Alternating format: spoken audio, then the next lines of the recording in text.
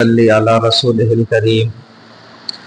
اما بعد فاعوذ باللہ من الشیطان الرجیم بسم اللہ الرحمن الرحیم یا ایہا الناس انتم الفقراء الی اللہ واللہ هو الغنی الحمید ان یشأ یذہبکم ویأتی بخلق جدید وما ذلک علی اللہ بعزیز آمنت باللہ صدق اللہ مولانا العظیم وصدق رسولہ النبی الکریم ونحن علی ذلک من الشاہدین والشاکرین والحمد للہ رب العالمین۔ میرے محترم بزرگوں، بھائیوں اور دوستوں، جو آیات مبارکہ میں نے آپ کے سامنے پڑھی ہے، انہی آیات مبارکہ سے متعلق گزشتہ کچھ ہفتوں سے بیانات کا سلسلہ چل رہا ہے۔ آج بھی دیکھیں انہی آیات مبارکہ کو سامنے رکھ کر میں اپنے اکابر سے سیکھی گئی کچھ باتیں آپ کی خدمت میں رکھوں گا۔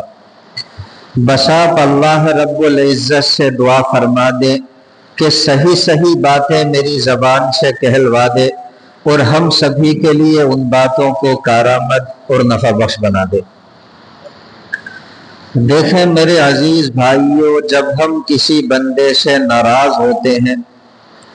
تو ہم اس بندے سے یہ جملہ کہتے ہیں کہ تو ہمیں ہمارے محلے میں نظر نہیں آنا چاہیے، ہماری گلی میں نظر نہیں آنا چاہیے، ہم تجھے بالکل بھی اپنے قریب نہ دیکھیں۔ بالکل اسی طرح جب اللہ رب العزت کسی بندے سے ناراض ہوتے ہیں تو اس بندے سے اپنے گھر یعنی مسجد میں آنے کی توفیق چھین لیتے ہیں۔ وہ بندہ مسجد نہیں آ پاتا، اللہ رب العزت کے گھر نہیں آ پاتا، اور جو لوگ مسجد میں آ جاتے ہیں، اللہ رب العزت کے گھر میں آ جاتے ہیں، یہ اس بات کی دلیل ہے کہ یہ بندے اللہ رب العزت کو پسند، ان بندوں سے اللہ رب العزت خوش ہے۔ چونکہ جو بندہ ناپسند ہو اسے کوئی بھی اپنے گھر نہیں بلاتا، گھر میں اسی کو بلایا جاتا ہے جس سے محبت ہوتی ہے، جس کے ساتھ تعلق ہوتا ہے، الفت ہوتی۔ تو آسان لفظوں میں یوں سمجھیں کہ اللہ رب العزت بھی اپنے گھر میں آنے کی توفیق اسی بندے کو دیتے ہیں جس سے اللہ رب العزت محبت فرماتے ہیں۔ اسی لیے غالباً حضرت حاجی امداد اللہ مہاجر مکی علیہ الرحمہ سے کسی نے یہ سوال کیا کہ حضرت ہمیں یہ کیسے پتہ چلے، حضرت ہمیں یہ کیسے معلوم ہو کہ ہماری نماز قبول ہوئی ہے یا نہیں ہوئی ہے؟ آپ نے بڑا عجیب جواب ارشاد فرمایا۔ آپ نے فرمایا کہ تیرا ایک نماز کے بعد دوسری نماز کے لیے مسجد میں آ جانا اس بات کی دلیل ہے کہ تیری پہلی نماز قبول ہو گئی۔ اگر پہلی نماز قبول نہیں ہوتی تو تو دوسری نماز کے لیے مسجد میں نہیں آتا۔ پہلی نماز قبول ہوئی ہے، اسی لیے اللہ رب العزت نے دوسری نماز کے لیے اپنے گھر میں بلایا۔ اور یہ بھی یاد رکھیں جو بندے مسجدوں میں آتے ہیں، نماز پڑھتے ہیں، اللہ رب العزت کو یاد کرتے ہیں، ایسے بندوں کے دلوں میں عاجزی ہوتی ہے، ایسے بندوں کے اندر تواضع ہوتی ہے، ایسے بندوں کے اندر للہیت ہوتی ہے، اللہ رب العزت کا خوف ہوتا ہے۔ ایسے بندے زمین کے اوپر اترا کر یا اکڑ کر نہیں چلا کرتے۔ یہی وجہ ہے کہ ہم سب کے محبوب سیدنا مدنی کریم صلی اللہ علیہ وسلم ارشاد فرماتے ہیں، آپ نے فرمایا فواللہ لولا للہ مہتدینا ولا تصدقنا ولا صلینا، کہ اللہ رب العزت کی قسم اگر اللہ رب العزت نہ ہوتے تو ہم نہ تو ہدایت پا سکتے، نہ ہم صدقہ دے پاتے اور نہ ہی ہم نماز پڑھ پاتے۔ یعنی آج جو کچھ بھی ہمارے پاس نعمت ہے وہ محض ہمارے رب کا احسان ہے، اس کی عطا ہے۔ اور جب ہمارے پاس کچھ ہے ہی نہیں تو میرے پیارے بھائیوں ہمیں اترانے، گھمنڈ کرنے یا تکبر کرنے کا کوئی حق حاصل نہیں۔ ہم جتنی عاجزی کے ساتھ رہیں گے اسی میں ہمارے لیے خیر رہے گی۔ دیکھیں جب مؤذن صاحب اذان دیتے ہیں تو میرے پیارے بھائیوں شروع میں اذان میں 4 مرتبہ اللہ اکبر کہتے ہیں، جس کا ترجمہ یہ ہے کہ اللہ رب العزت بہت بڑی ذات ہے، اللہ رب العزت بہت ہی بڑے مرتبے اور مقام کی مالک ذات ہے۔ سوال پیدا ہوتا ہے کہ 4 مرتبہ اللہ اکبر کہنے میں کیا حکمت ہے؟ علماء کرام نے اس کا جواب لکھا ہے کہ 4 مرتبہ اللہ اکبر کہنے میں حکمت یہ ہے کہ ساری مخلوق جو ہے وہ 4 عناصر سے مل کر بنی ہے، آگ سے،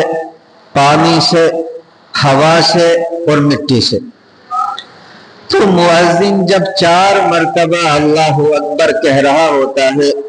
تو گویا وہ اس بات کا پیغام دے رہا ہوتا ہے کہ بندو، لوگو، اللہ رب العزت کی طاقت آگ کی طاقت سے بھی زیادہ ہے، پانی کی طاقت سے بھی زیادہ ہے،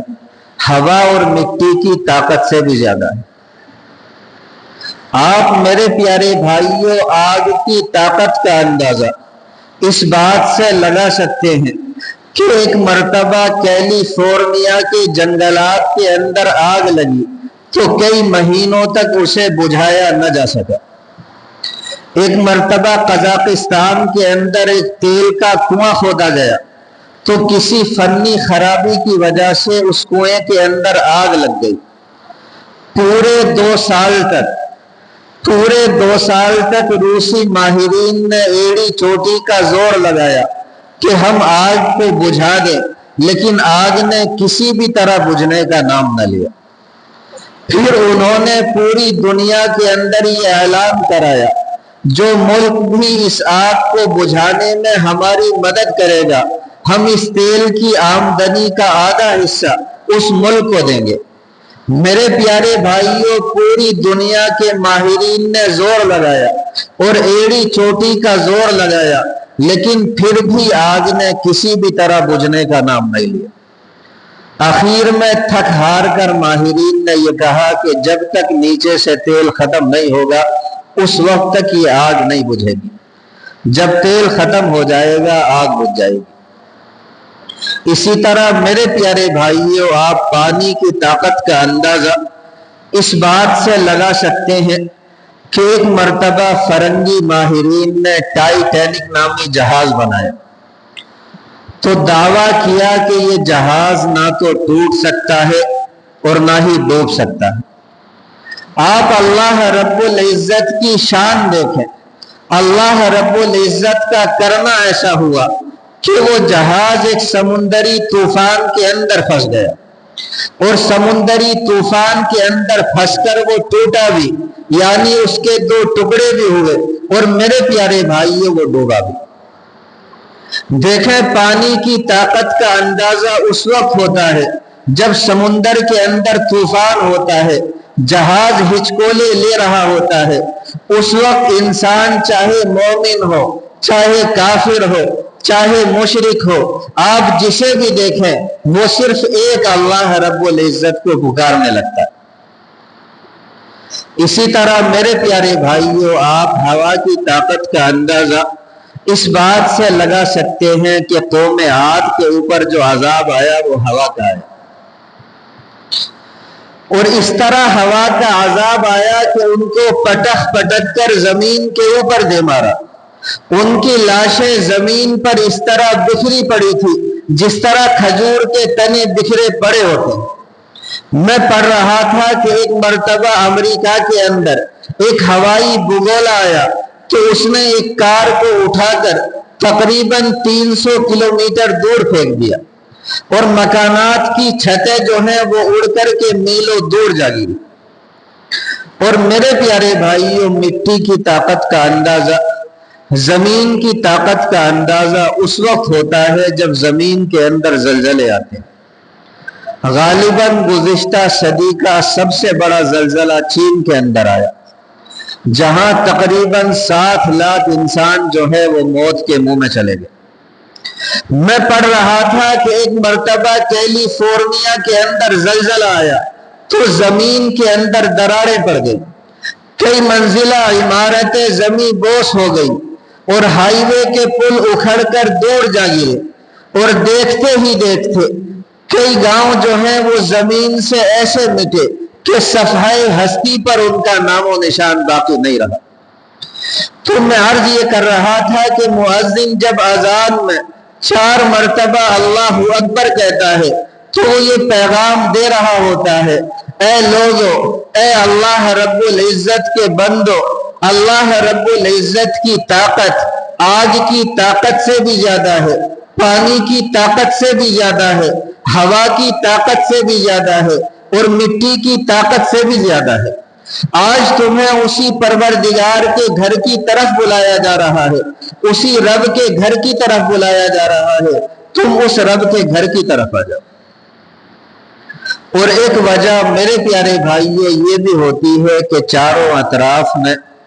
چاروں سمتوں میں اللہ رب العزت کی کبریائی، اللہ رب العزت کی بڑائی اور اللہ رب العزت کی عظمت کا پیغام پہنچانے کے لیے 4 مرتبہ اللہ اکبر کہا جاتا ہے، تاکہ ہر سمت میں، ہر طرف میں اللہ رب العزت کی کبریائی اور اللہ رب العزت کی بڑائی کا پیغام پہنچ جائے۔ دیکھیں یہی وجہ ہے کہ سیدنا ابن عباس رضی اللہ تعالی عنہما جب اذان کی آواز سنتے، جب آپ کے کان میں اللہ اکبر کی آواز آتی تو آپ اس قدر روتے کہ آپ کی چادر بھیگ جاتی، آپ کی چادر تر ہو جاتی، آپ کی رگیں پھول جاتی۔ آپ سے پوچھنے والے پوچھتے کہ حضرت ایسا کیوں؟ آپ فرماتے کہ جب میں اذان کی اللہ اکبر کے الفاظ سنتا ہوں تو عظمت الہی کی وجہ سے، ہیبت الہی کی وجہ سے، اللہ رب العزت کے خوف کی وجہ سے، اللہ رب العزت کی عظمت کی وجہ سے میرے اوپر گریہ طاری ہو جاتا اور میں رونے لگتا ہوں۔ آج میرے پیارے بھائیوں یہی اللہ رب العزت کا ڈر ہمیں اپنے اندر پیدا کرنے کی ضرورت ہے۔ آج اگر ہم یہی ڈر اپنے اندر پیدا کر لیں گے تو یقین جانو میرے پیارے بھائیوں ہر طریقے کے گناہوں سے بچ جائیں گے اور ہر طریقے کی نیکی کو اپنانے والے بن جائیں گے، ہر اس ادا کو اپنانے اور اختیار کرنے والے بن جائیں گے جو ہمیں اللہ رب العزت کے قریب کر دے، اللہ رب العزت کے پیارے حبیب نبی اکرم صلی اللہ علیہ وسلم کے قریب کر دے۔ اور اگر اللہ رب العزت کا ڈر، اللہ رب العزت کا خوف ہمارے دل میں نہیں ہوگا تو پھر یقین جانے ہم ہر وہ کام کریں گے جو ہمیں اللہ رب العزت سے بھی دور لے جائے گا اور نبی اکرم صلی اللہ علیہ وسلم سے بھی دور لے جائے گا۔ ایسے کاموں سے اللہ رب العزت ہر مومن کی حفاظت فرمائے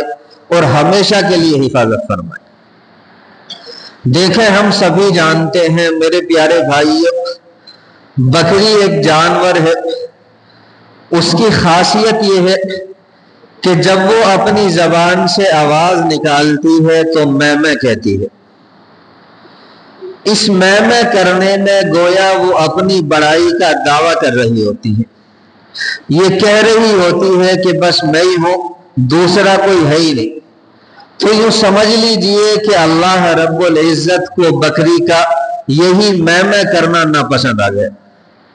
اللہ رب العزت نے ارشاد فرمایا کہ اچھا اتنی اکڑ، ابھی تیرا بندوبست کر دیتے ہیں، انتظام کر دیتے ہیں۔ اللہ رب العزت نے اس بکری کو مومن کے لیے حلال کر دیا۔ بس پھر کیا تھا، مومن نے اس کے گلے پر چھری چلائی، اس کی کھال اتاری، اسے آگ کے اوپر بھونا،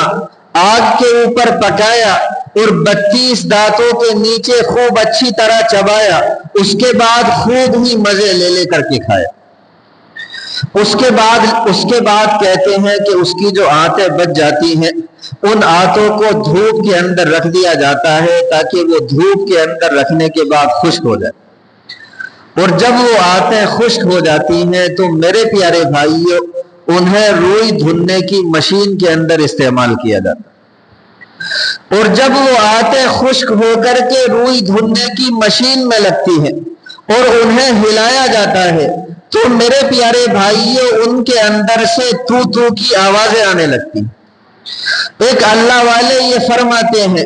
کہ بکری میں کرتی تھی، اللہ رب العزت کو اس کی یہ ادا ناپسند آ گئی، اللہ رب العزت نے اسے اتنی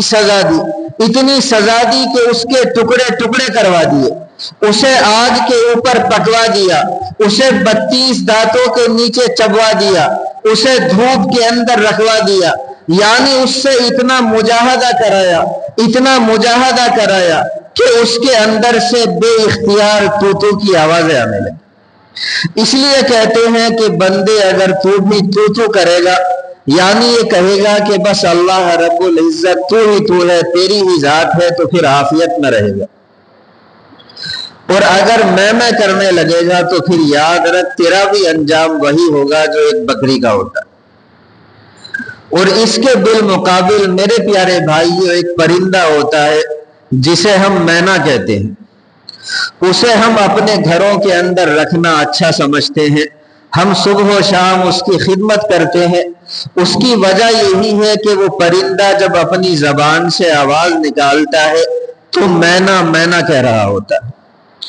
یعنی اپنی ذات کی نفی کر رہا ہوتا ہے، یہ کہہ رہا ہوتا ہے کہ میں کچھ ہو ہی نہیں۔ اللہ رب العزت کو اس کا یہی مینا کہنا پسند آ گیا، اور اللہ رب العزت نے اس پرندے کو ہمارے لیے پسندیدہ بنا دیا۔ اسی کو ایک شاعر اپنے انداز میں کہتا ہے کہ بکری کرے میں گلے چھری پھراوے، بکری کرے میں گلے چھری پھراوے، اور مینا کرے مینا اسی لیے سب کے من کو بھاوے۔ تو ہمیں چاہیے کہ میرے پیارے بھائیوں مینا بن کر کے رہیں، بکری بننے کی کوشش نہ کریں۔ اور ایک بہت ہی آسان بات آپ کے سامنے رکھ دیتا ہوں، اور بڑے پتے کی ہے، بہت ہی اچھی بات ہے۔ یاد رکھیں جس بندے کے اندر تواضع ہوتی ہے، جس بندے کے اندر عاجزی ہوتی ہے، اکڑ نہیں ہوتی، ایسے بندے کو اللہ رب العزت عاجزی کی برکت سے ایسی استعداد عطا فرماتے ہیں، ایسی صلاحیت عطا فرماتے ہیں کہ وہ بندہ حق کو جلدی پہچان لیتا اور حق کو جلدی مان لیتا ہے۔ اور جس بندے کے اندر تکبر ہوتا ہے وہ تکبر کی وجہ سے حق کو نہیں پہچان پاتا بلکہ جہالت کے اوپر آ جاتا ہے۔ آپ دیکھیں سیدنا ابو بکر صدیق رضی اللہ تعالی عنہ کے اندر عاجزی تھی، اس عاجزی کی برکت سے اللہ رب العزت نے آپ کو ایسی استعداد عطا فرمائی، ایسی صلاحیت عطا فرمائی کہ آپ حق کو جلدی پہچانتے تھے۔ آپ کے سامنے جو جاہلوں کا سردار ہے یعنی ابو جہل، اس نے معراج کا واقعہ بیان کیا، لیکن سیدنا صدیق اکبر رضی اللہ تعالی عنہ اس جاہلوں کے سردار کی زبان سے سن کر بھی اس واقعے کے اوپر ایمان لے آئے۔ اور جبکہ دیکھیں ابو جہل جو کافروں کا سردار تھا، اسے معراج کا واقعہ نبیوں کے سردار یعنی سرکار دو عالم صلی اللہ علیہ وسلم نے اپنی زبان مبارک سے سنایا، لیکن وہ پھر بھی حق بات کو تسلیم کرنے کے لیے اور ایمان لانے کے لیے تیار نہیں ہوا۔ وجہ صرف یہ تھی کہ ابو جہل کے اندر تکبر بھرا تھا اور سیدنا صدیق اکبر رضی اللہ تعالی عنہ کے اندر عاجزی تھی۔ تو آج ہمیں بھی اپنے اندر یہی عاجزی پیدا کرنے کی ضرورت ہے۔ بتائیں اپنے اندر یہ عاجزی پیدا کریں گے نہیں کریں گے؟ انشاءاللہ اللہ رب العزت ہم سبھی کو کہنے سننے سے زیادہ عمل کی توفیق مرحمت فرما دے۔ وما علینا الا البلاغ۔ بھائی سارے ساتھی آگے آ جائیں، یہ جگہ پوری کر لیں، اور جنہوں نے سنت نہیں پڑھی وہ سنت پڑھ لیں۔